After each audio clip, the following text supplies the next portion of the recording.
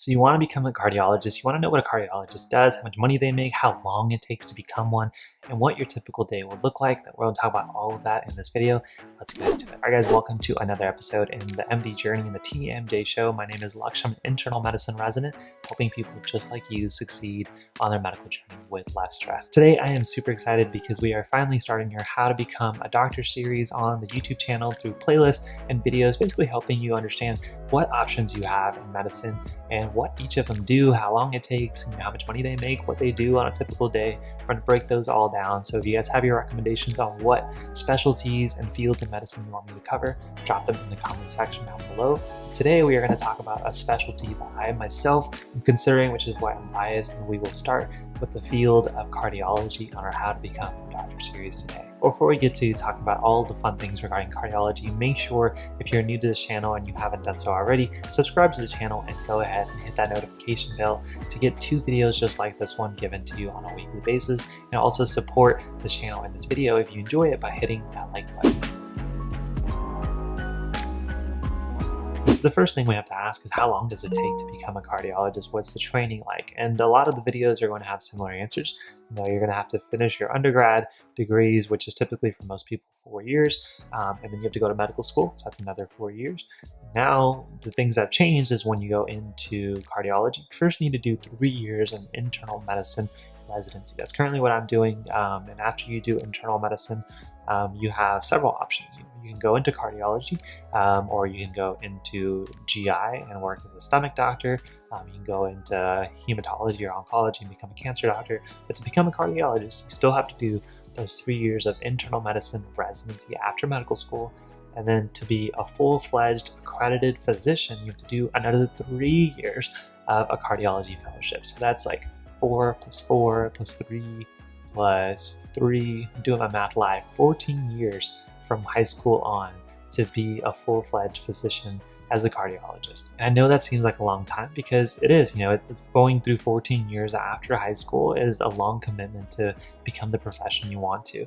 But it doesn't even stop there. If you want to do something even more invasive, maybe you want to be an invasive cardiologist. These are individuals who do common procedures like putting in stents or evaluating somebody after they have a heart attack.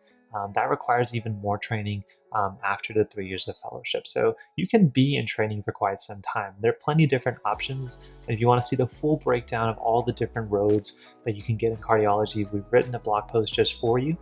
That will be on MD Journey. I'll link that down below. So the answer to how long is very long, 14 plus 15 plus years. And if you do a gap year or if you have another career, it can be some time until you become a full-fledged cardiologist. If I chose to do this and I haven't really taken any extra time off, I graduated college a year early and then I took a gap year. So I'm on the typical route otherwise. I probably will become a cardiologist if everything goes correctly at the age of like 32, 33.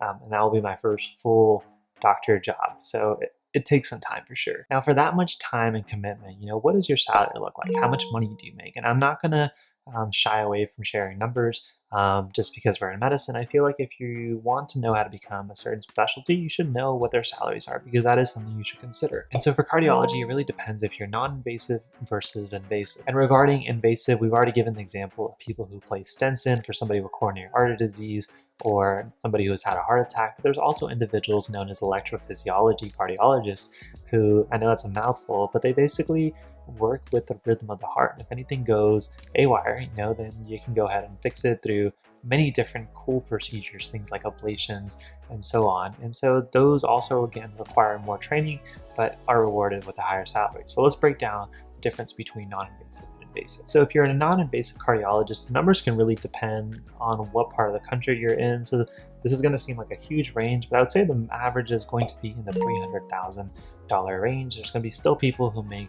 something in the high 200s. There's going to be people who make as high as 4 or even 500,000.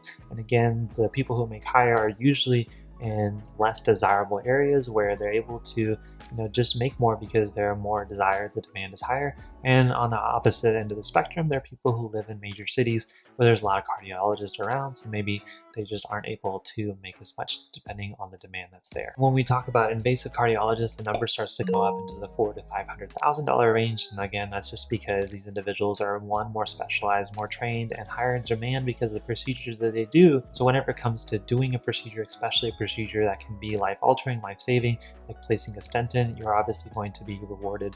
But you have other obligations as well as higher malpractice insurance for doing an invasive procedure. So just keep those kind of things in mind. Your salary will go up, but so does your liability. And the last few things I want to leave you guys with, especially because I'm interested in the field myself, are things like why you should become a cardiologist, what a typical day looks like, as well as how you can learn more and who you can follow to get more of an insight into the field of cardiology. So in terms of why, I'll at least give you my why. And that's because, one, the heart is such a crucial organ. They all are, obviously, but the field of cardiology is so well researched. And if you look at the amount of data there is, I can look at 2 different patients and understand, that there's probably a research article or study that's evaluated what medications I should give this individual versus this individual.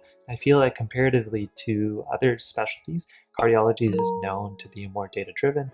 There's more guidelines, and it gives me more of a direction on what should probably be best for my patients. So personally, I enjoy the ability to use guidelines and directions, but also have some flexibility and creativity where research hasn't been done. So with that data, I know what medications are great for my patients and doing my best to make sure that they are on the right ones for their specific condition. And if you're somebody who enjoys medicine, the elements and aspects of physiology, cardiology is one of the coolest fields for that, because the heart can both impact how the body works as well as be impacted by the body's other comorbidities. So your blood pressure can change, your heart rate can change, how your EKGs look, how much fluid you accumulate, how quickly you get short of breath. Those are just some of the small things that all make sense when you understand what's going on in the heart and the muscles and the cells. I love it so much. So if you're somebody like me who is a huge nerd and loves physiology, but also wants to impact a whole lot of patients, cardiovascular disease is going to be one of the leading causes of death in any country,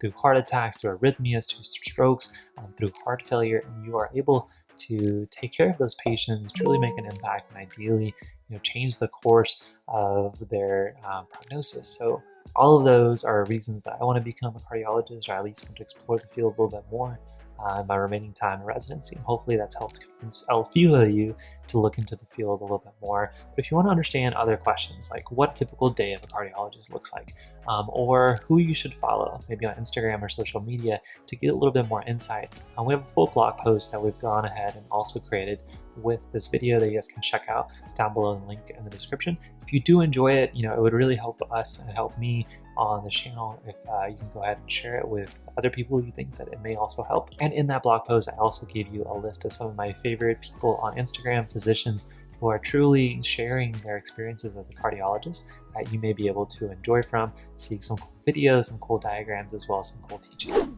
That's basically it for today's video. Thank you guys so much for allowing me to nerd out and geek out. And hopefully you found the video still helpful. If you did, make sure you support the video and the community by hitting that like button, as well as that subscribe button and that notification bell. New videos are coming at you every week on Wednesdays and Sundays with topics just like this one.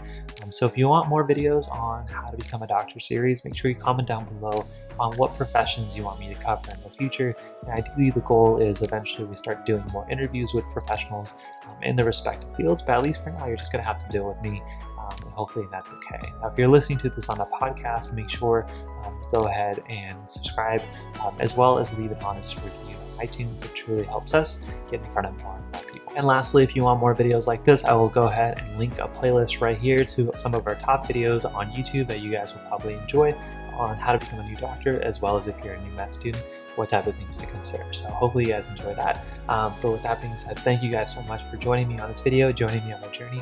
Hopefully I've been able to help to you on yours. I'll see you guys in the next one.